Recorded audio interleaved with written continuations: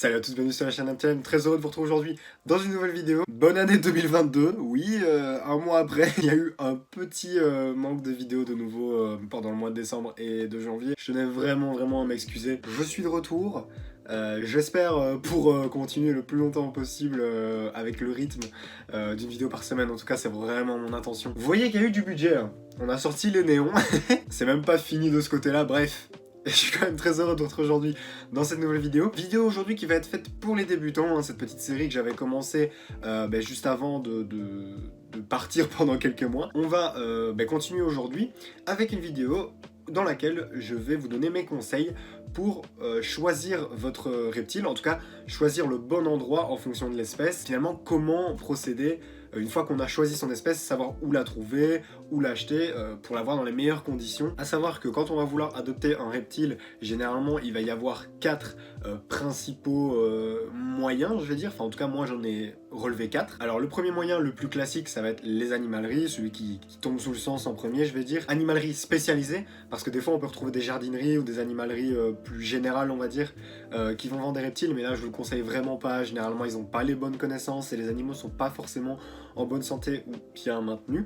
Donc moi je vous conseille de partir sur des animaleries spécialisées, il y en a beaucoup, il y en a des très bien, on va en parler. Le deuxième moyen, assez logique aussi, ça va être directement de contacter un éleveur ou un particulier, ça peut aller aussi. Pour ça il y a plein de moyens, on va en parler également. Ensuite il y a les sites internet, il y a des animaleries qui ont des sites internet, ou même des fois il y a des sites internet qui vendent des reptiles mais qui n'ont pas de magasin physique, je vais dire. Et le quatrième, ça rejoint un petit peu l'idée des vendeurs et des particuliers, ça va être les bourses aux reptiles dont on va parler également. Donc dans cette vidéo on va aborder ces 4 éléments et on va voir leurs avantages et leurs inconvénients. On commence par les animaleries spécialisées. C'est pour moi le moyen le plus facile, je dirais, à partir du moment où on choisit une bonne animalerie. Pour moi c'est un moyen très simple parce que surtout quand on est débutant, parce que ces vidéos elles sont faites pour les débutants, on n'est pas trop dans le milieu, donc on va pas facilement, je veux dire, trouver des éleveurs, trouver des bourses, des choses comme ça. C'est possible, hein, évidemment, en fouillant un petit peu, mais c'est plus compliqué. Et c'est vrai, quand on est débutant, le premier réflexe le plus facile, ça va être d'aller voir une animalerie spécialisée. Et là, si on tombe encore une fois sur une bonne animalerie, on va recevoir des bons conseils et partir sur une bonne base. Donc moi je trouve que ça peut être une bonne chose. Alors forcément les animaleries c'est des indépendants, donc ça dépend un petit peu où vous tombez, mais vous allez pouvoir retrouver un panel d'espèces souvent assez énorme, pas toujours les mêmes propriétaires d'animaleries, je veux dire, qui vont travailler seulement avec certains éleveurs, certains qui vont travailler avec de l'importation, d'autres pas forcément. Voilà, ça dépend un petit peu. Il y en a qui vont travailler uniquement avec des marques qui vont avoir que du Exoterra, du Zoomed, etc. D'autres qui vont plutôt chercher à avoir une politique différente, à travailler sur des terrariums moins chers, peut-être moins qualitatifs, mais qui feront le travail, etc.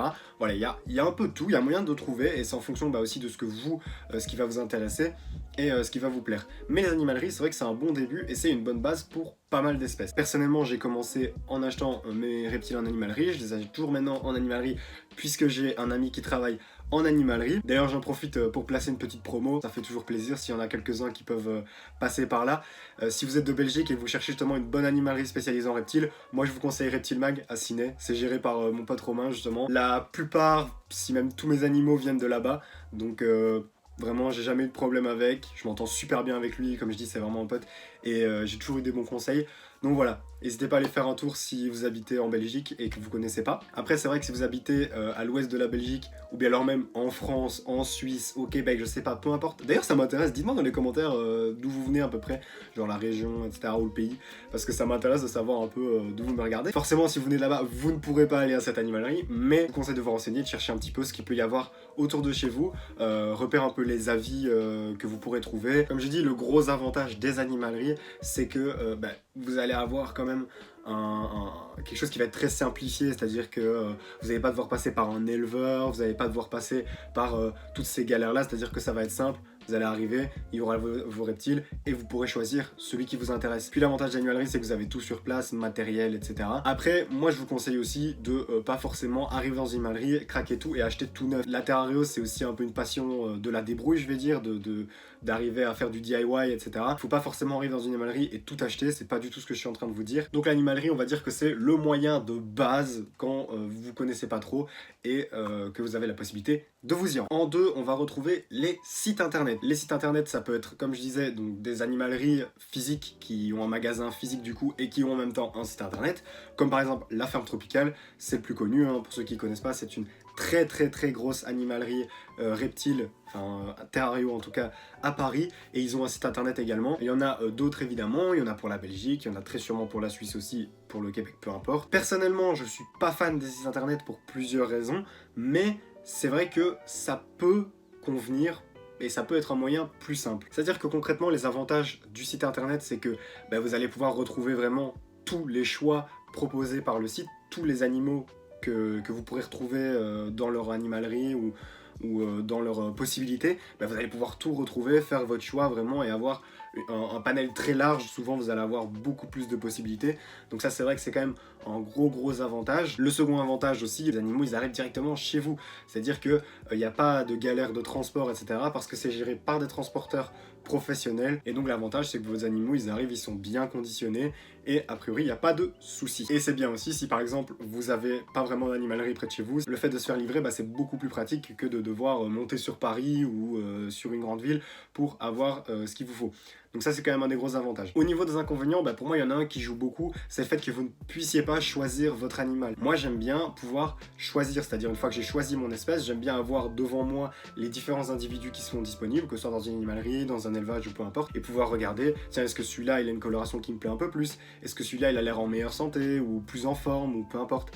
Là vous avez l'avantage que vous pouvez choisir, alors qu'avec un site internet, vous choisissez pas. Après voilà, ça c'est une question d'appréciation, il y a des gens qui vont s'en foutre un petit peu du moment que l'animal arrive et qu'il est en bonne santé, donc ça à vous de voir. Et puis alors moi je trouve qu'il y a un inconvénient aussi au site internet, c'est forcément les frais de livraison, parce que là vous allez payer cher, parce que c'est des transporteurs spécialisés pour des animaux vivants, donc là ne vous inquiétez pas que les euros vont falloir les sortir, donc c'est quelque chose à prendre en compte aussi dans le budget si jamais vous choisissez l'option des sites internet. La troisième option, ça va être les éleveurs, ceux qui ont les agrégations et les autorisations leur permettant de vous vendre des animaux. Alors l'avantage de contacter directement un éleveur, c'est que là vous allez être avec le spécialiste, le professionnel, vous allez être avec la personne qui a vu naître les petits, qui les a élevés, et donc là forcément vous allez avoir les meilleurs conseils possibles. Et en plus avec un éleveur, vous êtes sûr de la provenance de votre animal, vous savez que voilà, il est né en captivité à cet endroit, vous connaissez l'éleveur, si jamais vous avez des soucis vous pouvez leur contacter, donc ça c'est quand même un gros avantage. Encore une fois, on part du principe que vous allez choisir un bon éleveur qui a une bonne réputation. Au niveau des inconvénients,